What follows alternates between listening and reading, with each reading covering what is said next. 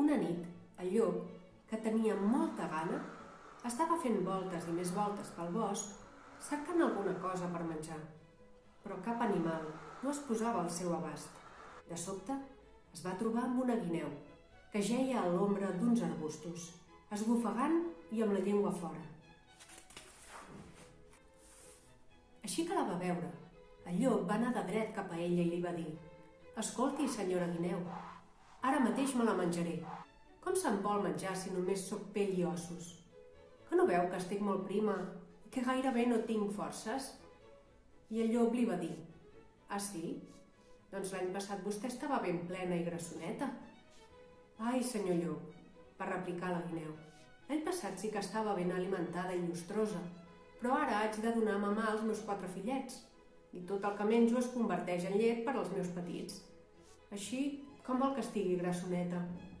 El llop, que no hi veia de tanta gana que tenia, va comentar: «M'és igual, jo me la menjo». Quan estava a punt de fer-li la primera mossegada, la guineu li va dir: «Aturi's, per Déu, senyor llop. Miri que jo sé on viu un senyor que té un pou ple de formatges. Acompanyi'm al pou abans de menjar-se'm i veurà que tinc raó».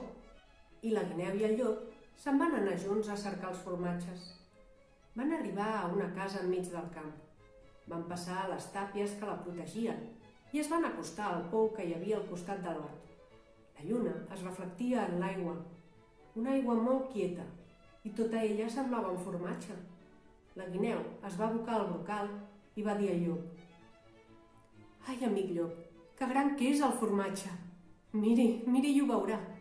El llop es va abocar al pou, va veure la lluna i es va pensar que era un gran formatge, però com que el llop no es fiava de la guineu, li va dir: «Molt bé, amiga guineu, doncs entri vostè al pou i agafi el formatge». La guineu es va ficar en una de les galledes que hi havia per treure aigua i va baixar a cercar el formatge. I des de baix cridava el llop: «Ai, amic llop, que gran que és aquest formatge!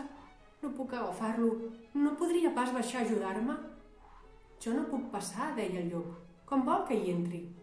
I la guineu va contestar: «No pateixi, home, fiqui's a l'altra galleda i entrarà tan fàcilment com jo».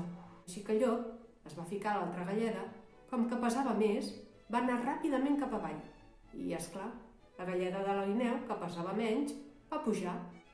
El llop es va quedar dins, cercant el formatge, i la guineu se'n va anar contenta a veure els seus fillets. I conte contat, conte acabat.